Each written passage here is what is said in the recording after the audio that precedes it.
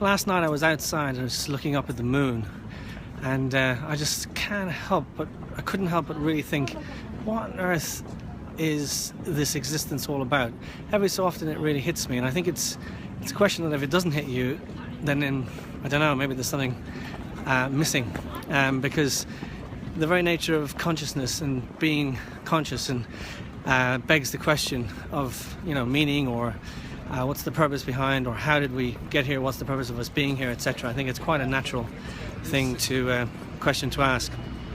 Anyhow, today I was posted something on Facebook, and one chap responded and said, well, it's undisputed that actually 150 years ago the whole question of existence, etc., was completely sorted and totally decided by the Darwinian theory. And that's certainly one viewpoint that many people hold. I think to say that that's undisputed is short-sighted, to say the least, particularly given that there are so many people within the scientific community that completely disagree, and also outside of the scientific community as well. So I think to be so sort of decisive on either side of the argument is probably a little bit simplistic. Anyhow, today is actually a day called Gita Jayanti, which is celebrated as a day that the great Bhagavad Gita, which is an ancient text written in Sanskrit, was spoken by Krishna to Arjuna, who was actually a warrior on a battlefield. And it talks about some really practical things that we all experience every day in a very practical way. So one is, one of the topics discussed is time.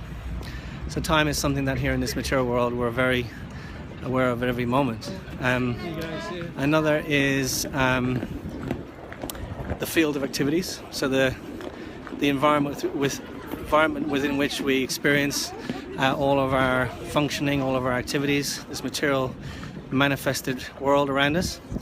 Another is the living entities, which are us ourselves, the conscious living beings we are one of, and there are many, many others around us. Another is karma, or activity, and the different types of results that come from different types of activity. And then the final thing is the supreme personality, or the bigger picture, which sort of ultimately we all have an eternal relationship with. So this is what is explained in the Bhagavad Gita. Now this is certainly a different opinion, of course, than the Darwinian one, but it's a lot older and a lot more deep in many ways. But in any case, it's a different opinion. So I think if you haven't heard of the Bhagavad Gita, perhaps it's something worth checking out. I'll put a link below where you can check out a link for Bhagavad Gita as it is. And I believe whichever side of the argument or the opinion you sit on, it's always a good idea to have a broad mind and actually be open and willing to learn, and to understand the other side of the perspective, because this is, I believe, the sign of someone who actually really wants to get to the heart of something, rather than just deciding and shutting it off and boxing it off. So my invitation is to anyone who's in any way asked these big questions in life, who's curious, check out the Bhagavad Gita.